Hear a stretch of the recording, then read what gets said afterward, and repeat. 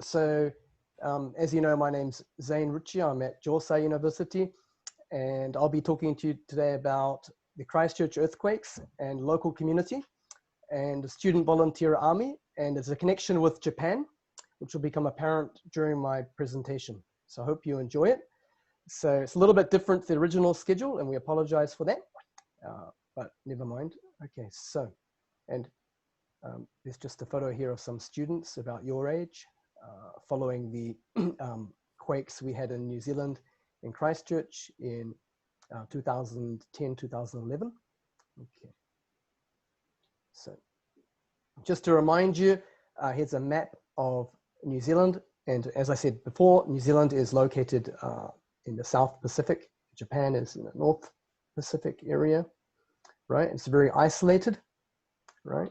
So just to remind you how isolated New Zealand is. Okay, and the position. Okay, and there's just some information I mentioned before. So a population of 5 million. Capital is Wellington. It's my hometown here. Largest city is Auckland. Okay, and this is Christchurch. I'm going to be focusing on Christchurch today and the quakes and the student volunteer army as a response to the earthquakes and the connection to Japan. Okay.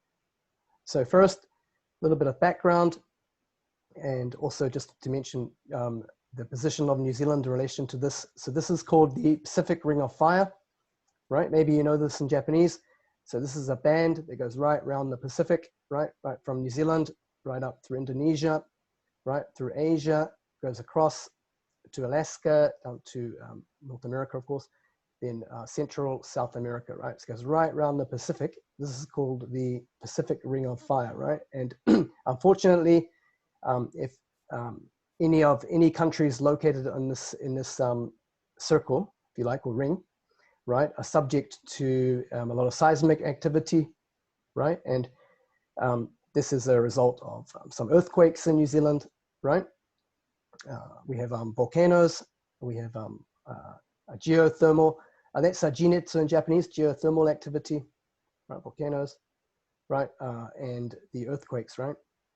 So here we have New Zealand, and then going up to, of course, Japan is also located on this Pacific Ring of Fire, right? Again, Indonesia, so lots of earthquakes, seismic activity in these countries, right? Okay, so New Zealand is very famous for earthquakes, and not only Japan, but all of these other places, right? Okay. Okay. These are actual photos of what earthquake did to the railway. This was straight, right? Okay. And just regarding the geothermal, jinetsu, right? New Zealand gets 15% of its electricity from geothermal sources, right? And about 90% of New Zealand's electricity is coming from natural sources, right? I'm not saying it's renewable, but it'll last about another 300 years, I reckon, right? Okay. Just for information. So a little bit about Christchurch, right? So this is the Christchurch I knew, and many tourists from around the world knew, and many New Zealanders knew pre-2011, right? Right, so second most populous urban area in New Zealand, right? Population of around about 400,000 people, right? Known as the Garden City. This is known as a Garden City because the city was modeled on London, actually, right, by the British when they built this city in the 1850s, right? They tried to recreate a new London, right? So there's a river going through the city called the Thames. The Thames is in London. This is called the Avon River, and it's kind of winding around, right? Very similar to the Thames River in London. So they found this location on the east coast of the South Island of New Zealand, and they called it Christchurch. They built many churches there, and this is a, this is an Anglican church, right? Right. So it's many churches, and they try to model it on London, right? Right. So it's has a very British feel to it, right? So I remember going here and as a tourist and relaxing here in the square. This is right, and it's called the Central Square, And we had many tourists here, just relaxing, especially in summer. It's really nice just to relax there, sit down and have some food, or they had some gatherings here, right? And events here in this square. It's the center of Christchurch is called the Cathedral Square, right? And this is the famous cathedral. Okay, it's a very popular tourist destination. Many Japanese used to come and do weddings here, right? It's very popular for weddings. Okay, so this was pre-2010. Then 2010, so we had a big earthquake, right? In Darfield in Christchurch, well, not in Christchurch, but located just outside of Christchurch, 37 kilometers from the city center, depth of 11 kilometers, so fairly shallow, magnitude 7.1, so it's quite a severe quake, caused a lot of damage to the inner city, right? And this one struck actually around noon, right, about 12:30, I think it was, right? Weekday. I'm sorry, didn't. This one actually struck early in the morning, right? It was early in the morning, around 5 o'clock or something like that, right? So, so the timing meant that the inner city didn't have many people there, right? Right. So caused a lot of damage, but no deaths, right? So everybody was still asleep in their suburbs, right? Suburb areas outside of Christchurch, right? So not many people in the city. So not many injuries, or and there's 0 deaths, right? Aftershocks. Aftershocks is yoshin, right, in Japanese. So aftershocks, many thousands of aftershocks here, right? And so I remember this quake well, because I was happened to be in Christchurch actually a few days before that quake, right? And I was on my way back to Japan, and I went through Melbourne to visit my sister. She lives in Australia. And when I got to Melbourne, I think it was a Saturday morning, my sister said, "Do you know there's a big earthquake in Christchurch, and quite a severe earthquake?" So I remember that very well. And so I missed that earthquake by a couple of, I think the day I left on the Friday, I think it was, and arrived in Melbourne, I think Saturday morning, right, it was. And so I just missed this one, right? So I would have been I would have not been able to have gone to Australia, I don't think, right? So it's the first earthquake, right? So quite a severe one. And then I have some photos, right? So like this, so inner city was fairly a lot of damage, right? Like toppled buildings. In Christchurch, there's a lot of brick buildings and masonry, right? So a kind of stone, right, and brick buildings, right? It's very traditional building style, Gothic buildings, right? And so they tend to not, if there's they don't like earthquakes, they don't stand up well in earthquakes, right? Right. So this is just some of the damage there. Okay, so quite a large earthquake, right? And it started, many yoshin like aftershocks, right, for many months afterwards, right? Okay, so, and then about 6 months later, this one, February 11th, 2011, Littleton. Littleton is a very pretty port, like it's a port, like a minato, a port town, right, connected to Christchurch, right? You go through a tunnel. It's a very beautiful little town. And so hit Littleton about 5 kilometers or so from the city. So it's about 10 kilometers from the central business district, right? And this was actually an aftershock of Darfield, right? So it's an aftershock, right? So it's actually a yoshin of so we had this big earthquake here, right? 7.1. And this one was a 6.3. And it's not here, but it was only, I think, 5 kilometers deep, right? So very shallow. So the more shallow it is, the more severe the shaking is going to be, right? So we had, and the city is already damaged, right? So you already have like this, right? And they're just recovering from this, right? And then you have another second earthquake, right? And it's virtually in the center, right? And so as a result, a lot of the buildings that survived the original earthquake couldn't survive this one, right? And I think this is the one that took out the cathedral, right? So the cathedral, Christchurch Cathedral, you saw before, this one. This thing actually completely toppled, right? And turned into a pile of like rubble, right? Okay. So that means that the heart of the city was destroyed, right? So, okay. Severe damage, liquefaction. This liquefaction, I'll talk about in a minute, right? So, and then you had 185 deaths, right? So many more thousands of, many more deaths recorded here, and thousands were injured. The reason for the deaths is the timing. It's not on here, but the timing was also during lunchtime. So hit during lunchtime when the city center was quite packed with people out for lunch. And so we had 185 deaths, right? Right, and this one actually basically destroyed the entire city, right? And I'll show you some photos later. So this one destroyed the whole central part of Christchurch City, right? Like many blocks, right? Got completely like destroyed, right? Okay, so like a bomb had dropped, actually. Okay, so, okay, 185 deaths, right?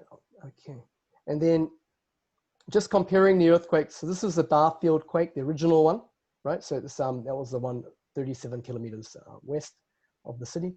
And this is the central city here, right? You can see.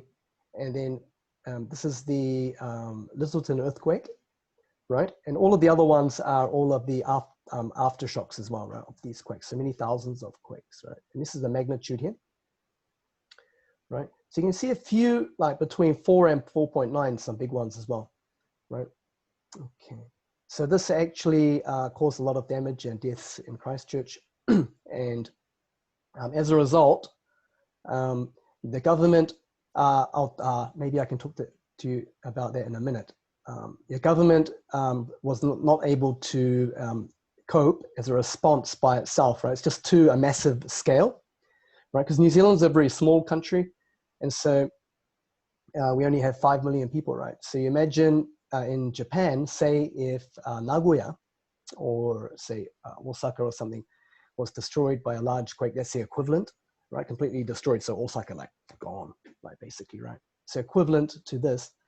So yeah, so they weren't able to make a response by themselves at the government level, right? It's just too big. Okay, and then here, just going back to the 185 deaths, this is a little bit related to Japan as well.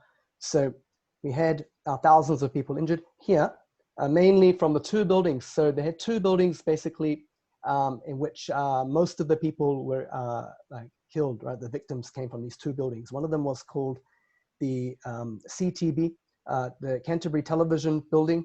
And this was a building that, this is like before here. And now can I put this annotation? So this one. So this is before. This is before, and this is after, yeah, right? So just an instant, it pancaked, right? And turned into rubble. And this was actually used as there was a lot of language schools in here, in this building, right? So we had a lot of language, like international students from around the world were studying English in Christchurch. It's a very popular place to study English, right? In New Zealand, very popular among Japanese students especially. And so 28 Japanese, I think about 80 students, 80 people died in this building alone, I think, right? Right, of the 180 odd people who were victims, right? So this one was a major center of the deaths, right? Okay, so 28 Japanese students unfortunately perished, and I think a lot of them came from, I think, was it Toyama-ken, I think. Lots were from Toyama-ken. They had like a group from Toyama-ken, right? Okay, so that's the other connection with Japan, right? So it's a very unfortunate incident, right? And just remember the timing of this. Timing is February 11th, 2011, right? Just, okay. So, Then just going back to the liquefaction, so when a soft ground takes upon liquid properties, so much of Christchurch, so this is the sea over here, right? The east coast. So I won't show you again, but if you look at a map of New Zealand, right, the east coast here, right? So if I go over here, go to the right, the next stop is going to be Chile, right? Right? In South America, right? And Easter Island, but Chile, will you hit Chile? You know, on the west coast of the South America, and then if you go here, you go to the on the other side of the South Island or on the west coast. The next place is just for information, it's going to be South Africa, actually, right? So anyway, we have this liquefaction here. This red is the severe high potential liquefaction, and so a lot of suburbs, like on the east side of Christchurch, this is the west side, right? And the central city is somewhere around here, right? So around here is the central city, right, part, right? So basically everything west, everything west is okay. On the east side got heavily damaged by this quake, right? So whole suburbs sunk, right, into the sand. So it became like sand, like liquid, right? Sand. And so they were completely cut off, right? Right. So there would be almost half of the city's population basically would have been cut off, right? Right. And they can't get anywhere because New Zealand is a car society, right? So we rely on the roads, right? To move about, right? In your private car. And if your roads are like this, you cannot get in or get out for many months while they have to repair these roads, right? Many months and years it took, actually, right? Okay. Liquefaction. And then quake damage. So this is some of the other damage, right? And we had 400,000 people who were directly affected by the quake. And I think this is, obviously goes beyond Christchurch as well, because it, many parts of New Zealand were, got affected by this. But property damage in particular was big. And so houses turned like this, right? Right. So 100,000 homes damaged, and they needed 10,000 more completely needed to be rebuilt, right? Right. So they had to go and inspect all the houses and determine if they need to be rebuilt. And this took many months and years, right, after this quake, right? So for a small country like New Zealand, this was a massive hit to the country, right? Right. So coping, the response, right? So immediately after the quake hit, right? So we had, there are three things, right? So the national relief effort, right? Emergency services and military, right? So the military, after, major disasters, obviously, the military were called in and they locked down central Christchurch, right? To prevent, so all of the central businesses and things, they made a cordon. They call it the red zone. So that was completely like zoned off, like they call it red zone, right? So you can't get like in or out. And they stood guard, the soldiers stood guard, right? And they stood guard for almost more than a year, I think, from memory, right? So you could not get in or out, right? They had to go building to building to assess it. So it's very dangerous. So this is the first response, right? And then obviously, like I said, like it's New Zealand's a very small country, so they're not able to, the scale is too large. So outside help, that's quite common after any major disaster elsewhere as well, of course. So outside help came from Australia, came from the United States, helped out, came from around the world. In Japan, I think this is a Japanese one, the Self-Defense Force, right? So they also came in and helped, right? So Japan sent a force, and Japan are very, obviously in Japan, you have a lot of disasters as well, like earthquakes in Japan. And so they're very, how do you say, they have a lot of expertise in dealing with disasters, right? Earthquakes, right? So they sent a team out and they gave a lot of advice and helped out, right? So, and then the third one here is volunteer relief efforts, right? And student volunteer army, right? And this is going to be the main focus of my talk today, but rest of my talk. So student volunteer army also got involved. So what is a student volunteer army? I'm going to talk about that. So these are the responses, right? Okay. And just another thing I should mention is, I might do it Yeah, we'll talk about that when I talk about the connection again with Japan. So this is another connection with Japan. So we had 2 connections with Japan so far, but I'm going to talk about a third connection as well, right? Okay. So this is the Student Volunteer Army, which I'm going to talk about. Okay. So Student Volunteer Army. Okay. So what did they do? So this Student Volunteer Army was a group that was formed after the earthquakes, and basically they did a lot of the work they did was the hard manual labor work, right? We needed people on the streets cleaning the silt, right? All this liquefaction is we call it silt, right? Need to be cleaned away, right? Because you can't get in or out, right? So there are not enough, obviously, the relief efforts like at national level couldn't do it by themselves, right? So they got volunteers involved, right? One of the major ones was called the Student Volunteer Army, right? They collected donations from all around the country and they distributed them, including food and lunches were sent from all over the country. They got involved in various projects around the city, like helping out elderly people, making sure people were safe. They distributed information and they cleaned people's houses and their gardens and things. And they did general support for people in their communities, right? Okay. So, and this is the structure of the Student Volunteer Army. And I just mentioned, like, how was it formed? Basically, just after the, maybe I go back to this one. So just after the quake, the original 2010 quake, right? So a student at the University of Canterbury called Sam Johnson, because I think he was like a 1st or 2nd year student, right? A lot of students, like, because the university is located, University of Canterbury is located very close to the central city, right? Affected a lot of students, right? So he actually tried to like volunteer. He calls up the, the helpline. He said, oh, I want to volunteer, right? And they said, well, what can you do? And he said, well, I do you have any special skills, right? He said, not really, I'm just a student, right? And they said, no, thank you, right? So we don't need you because you're not an expert in anything, right?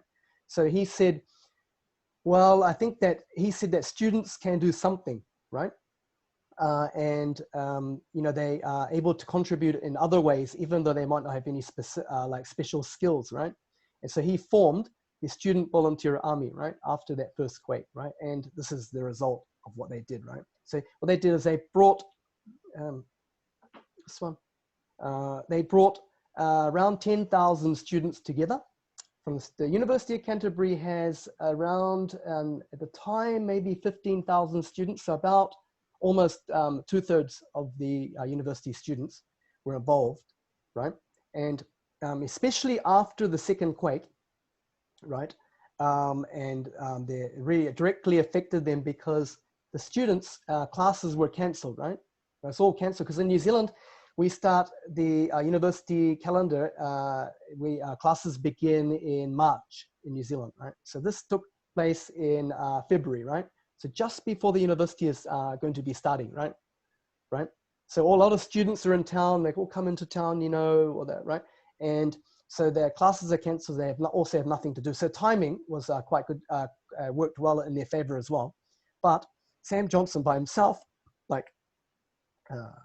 got like over 10,000 students together, and they did these things, right, following these quakes, right?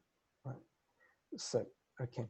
And then the structure of the student volunteer, I actually went to the University of Canterbury I started going in around about 2014, I think was the first time I went to do some research on the communities and how they're affected by the quakes, right? And while I was teaching at Ritchie University at the time, right? And so as part of that, I got introduced, I found out about the Student Volunteer Army, and I had a chance to meet with Sam Johnson, right? I actually interviewed him, and I interviewed him in a cafe in Wellington, I think it was, right? Because anyway, he was off to the States, I think. He'd got headhunted by some corporation in the US, right? And because he'd become famous because of this his efforts with the Student Volunteer Army, right? So anyway, before he took off, I interviewed him, and he told me about the structure of the student volunteer army. I asked him about it. So we have so completely like ground up, right? So the university itself, like no professors or any other administration, things like that, they weren't involved. So it's all student run, right, by students, right? The university gave them support, and they gave them an office, right, and they helped them to promote the student volunteer army in the communities, but they didn't get involved, right? It's all run by students, right? Okay, so that's important, right? And then we have the 1, 2, 3. So we've got battalions, and you can see this like an army. A battalion is like a larger group, right? Like in an army, like a battalion is like, could be like, several hundred or something like that, right? It's a big group, right? So in an army language, you call that a battalion, right? So they are fed and watered and they were sent to the worst affected areas. And this was like mass work. They did it in big groups, right? Mostly like digging and cleaning, etc., right? So this is like the largest group, right? And then the squadrons, right, were a little bit more, not mass, like a mass group, the smaller groups, right? Squadrons, they call them, right? So they had more specialized tasks. They responded to individual calls. They, through social media. So yes, I forgot to mention, so how did they keep in contact? They kept in contact using Facebook, right? So Facebook, so when Sam founded or made the Student Volunteer Army, he put his like message out on Facebook, and he used Facebook to bring all of those students together, right? Okay. And then they used Facebook. They organized all of the students through Facebook. They went out and they looking for work. And this involved like many carloads of students, and they combing the city. That means they went all around the city to concentrated on jobs in smaller teams, right? Okay. So this is a squadron work.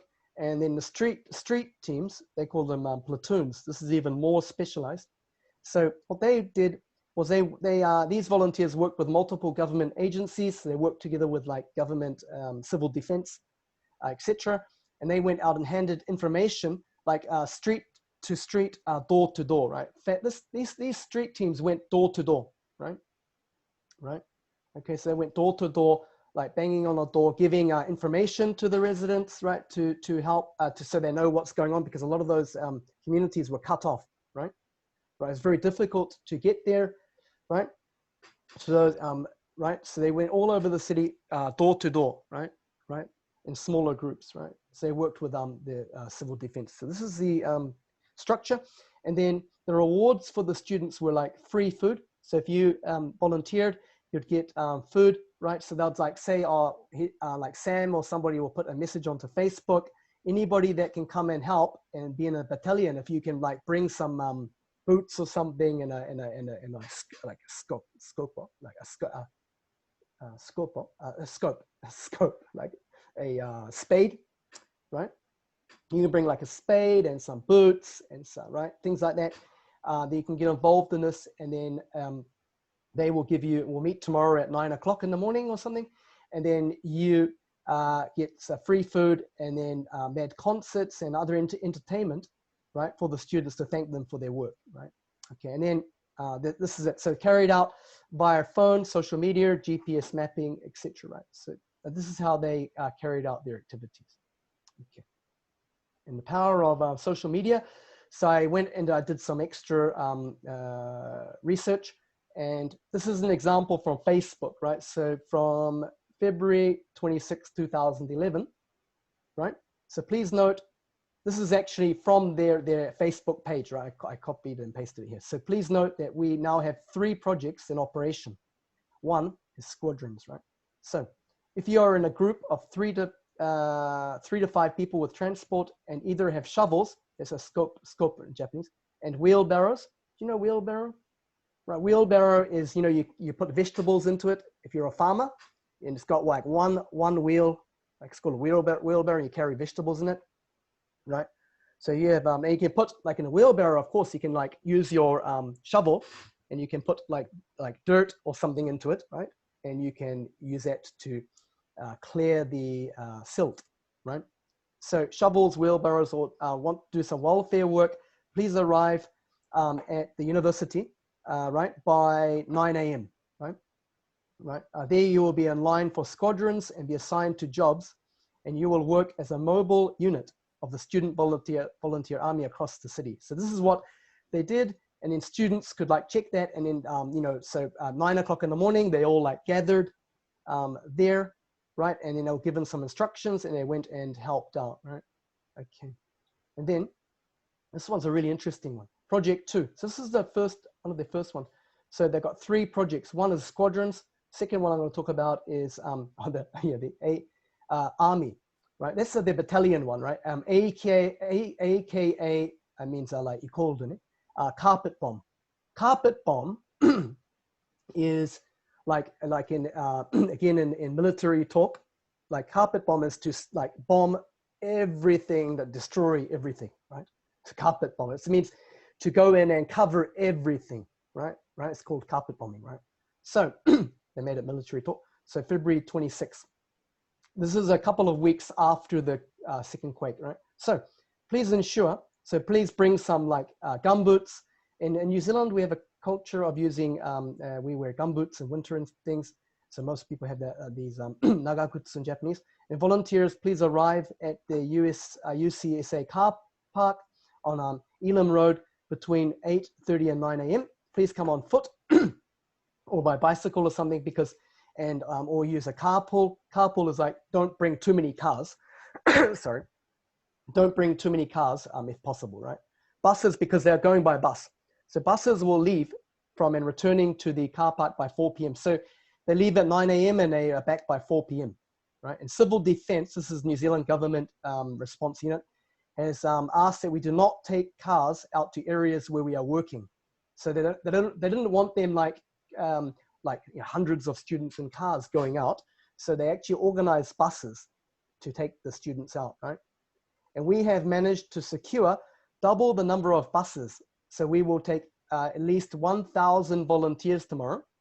So please come and support us, right? Bring your driver's license or student ID. So they need to check the ID of the students, right? So they check it to make sure that everything is like for security reasons. Shovels, wheelbarrows, gloves, raincoats, sunblock. New Zealand, the sun is very strong. So sunblock, we need it. And it's the middle of summer. So drink bottles and some strong footwear. And if you do not have drinking water, then bring an empty bottle and we're able to fill it. So very specific. And then they give you lunch.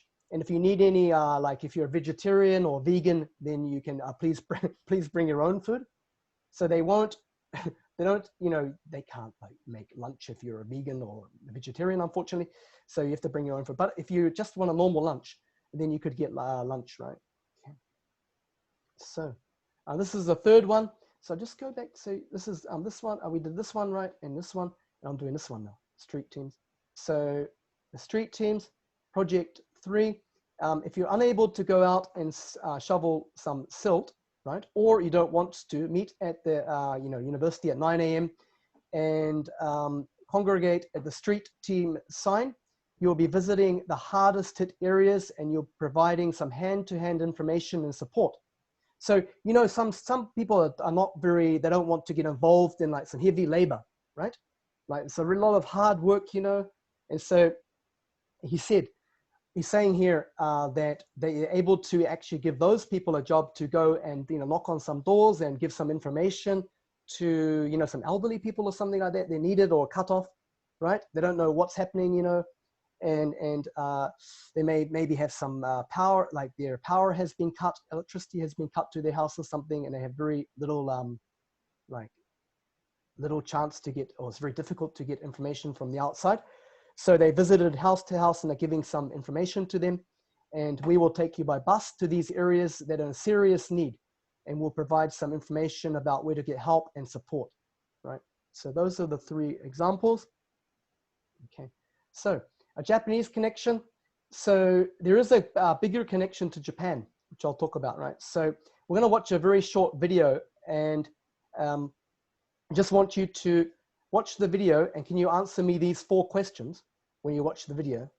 Great, right? So 1, maybe you can take a photo of this. Can you take a photo? Because I don't want to stop this PowerPoint because it's going to like ruin the YouTube recording. So 1, how long was Sam in Japan? Okay. 2, what happened to Fujita Wakano and what did he do? Right. So there's a guy called Fujita Wakano in here. And what did he do? Can you write down some information? And then 3, what kinds of activities did Sam do in, did Sam and Jason, what did they do in Japan?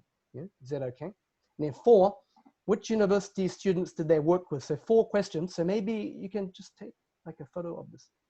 Or I'll play the video and I'll come back to it again and then you can write me some answers, right? So take some notes while you're watching this very short video. Okay. And this is just from, the video is called The Value of Contribution and it's like a TED talk that was given by Sam, I think 2012, I think, right? About a year or so after the quakes. So.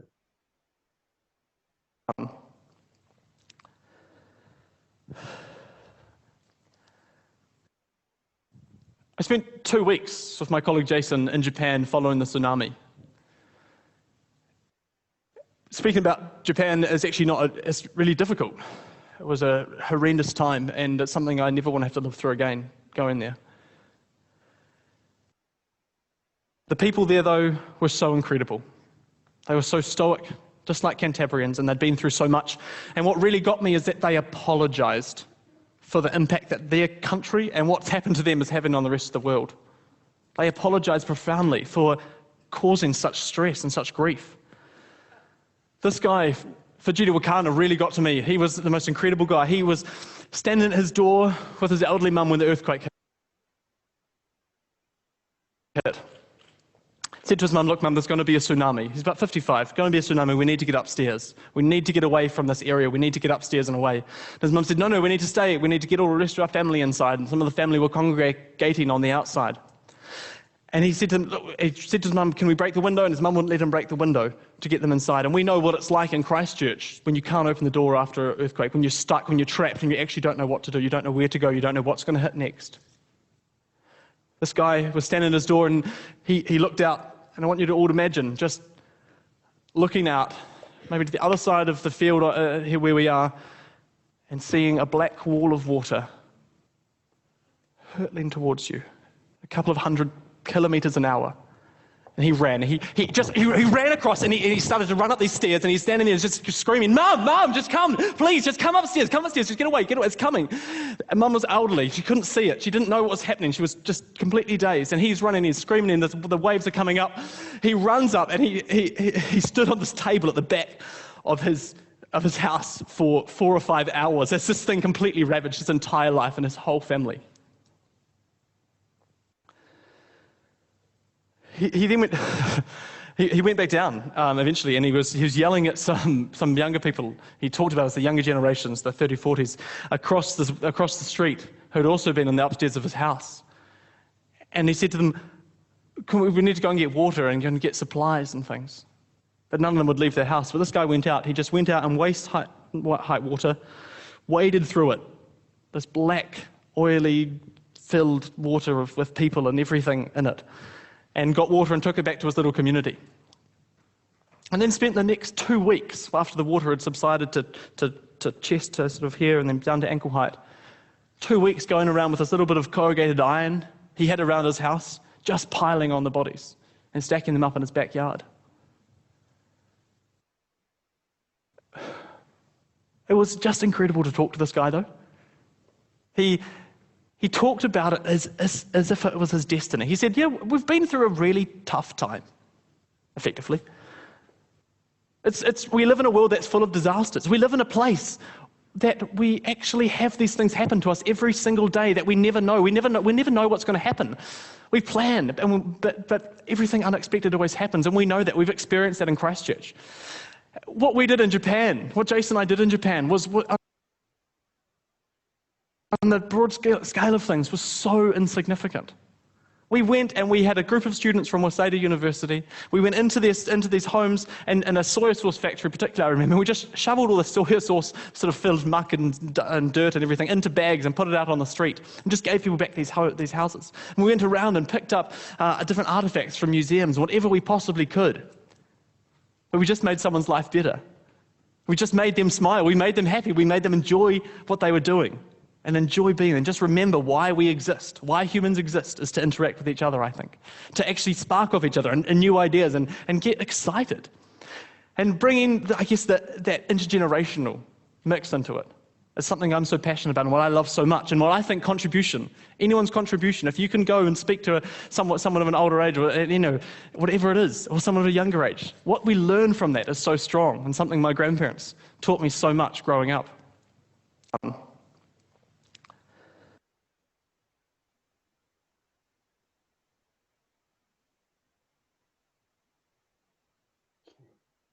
So, is that okay?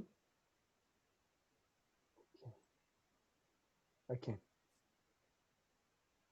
Okay. So, that's his his video, right, from TED Talks, right? I think that came out 2012, right? And then I'm just gonna go back. Okay.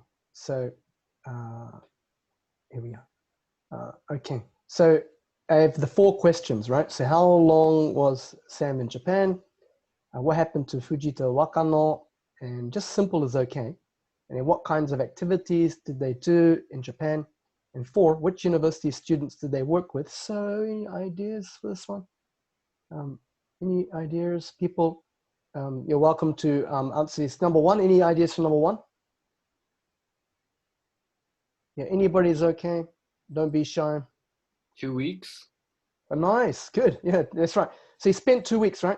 So they were invited to the Tohoku region, right? I think Fukushima, right? Yeah, 2 weeks. Excellent, right? That's right. 2 weeks in Japan. Yeah. Okay. So around just after the 3/11 disaster, right? Tsunami, earthquake, and Tohoku, right? Again, Japan was also overwhelmed. And so people began looking around and they found Sam, right, and invited him to come to Fukushima, right, to help out, right? Good, good. Number 2, what happened to Fujita Wakano, and what did he do? Any ideas for this one? He speaks really quickly. He's quite passionate. Any ideas for this one? Any ideas? He lost all his family. Nice, nice. Yeah, that's excellent. So he lost all of his family, right? What happened to his family? Can you remember?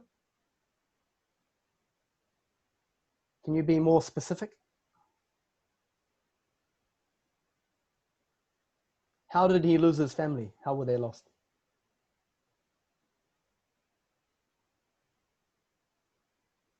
Because you're correct.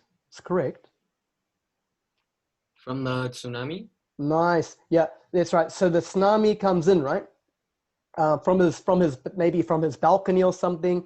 He's near the sea, right? You could see this big black wall coming, getting faster, faster, faster, right? Yeah, that's right. And so actually, he ran upstairs, right, to escape, right?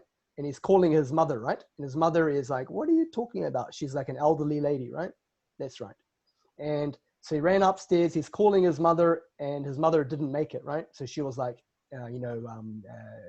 she died in the tsunami, the black wall of water came up and swallowed her, right? Right? Okay. And so he's the only one like surviving, right? Because he ran upstairs, right? And he's, so his elderly mother couldn't understand, right? Yeah, that's right. Number 3, what kinds of activities? What did he do? So this one, maybe I can do it. So he had to, help. He took the initiative afterwards and helped clean up the community, right? After the tsunami, waters had gone down a little bit, right? So he went out there and he's dealing with dead bodies and all these other things, right? Right. So number 3, what kinds of activities did Sam and Jason do in Japan? So can anybody get this one?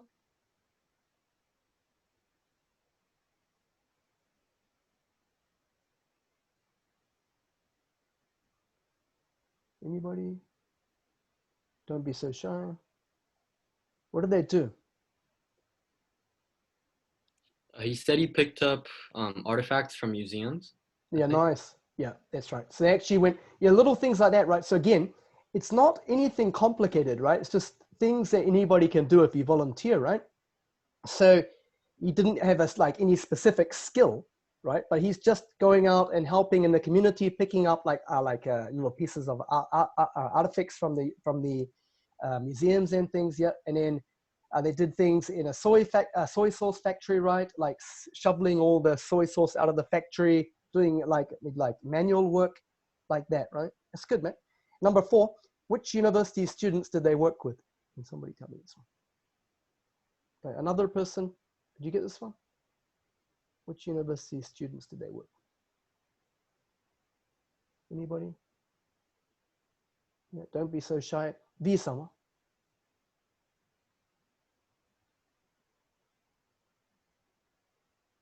V-sama. Are you there?